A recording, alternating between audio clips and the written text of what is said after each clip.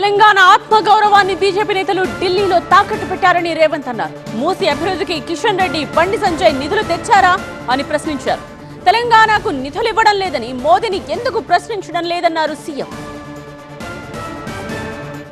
కేంద్ర మంత్రిగా పనిచేస్తున్న కిషన్ రెడ్డి గారిని, బండి సంజయ్ గారిని నేను అడుగుతున్నా, దక్షిణాది రాష్ట్రాలకు కర్ణాటక, తమిళనాడు, కేరళతో పాటు తెలంగాణకు తీరని అన్యాయం జరుగుతున్నప్పుడు మిగతా 3 రాష్ట్రాలను పక్కన పెట్టని తెలంగాణ రాష్ట్రం ₹1 చెల్లిస్తే 42 పైసలు మాత్రమే మనకు వస్తున్నప్పుడు ఏ రోజైనా మోడీ గారిని కానీ, కేంద్ర ప్రభుత్వాన్ని కానీ, ప్లానింగ్ కమిషన్ను కానీ, నీతి ఆయోగ్ను కానీ మా పట్ల వివక్ష ఉన్నది, మాకు రావాల్సిన నిధులు రావడం లేదు, ఇంకొక పక్కన బీహార్కు ₹6.06, మధ్యప్రదేశ్కు ₹2.09, ఉత్తరప్రదేశ్కు ₹2.03 మీరు అత్యధికంగా నిధులను తరలిస్తున్నారు.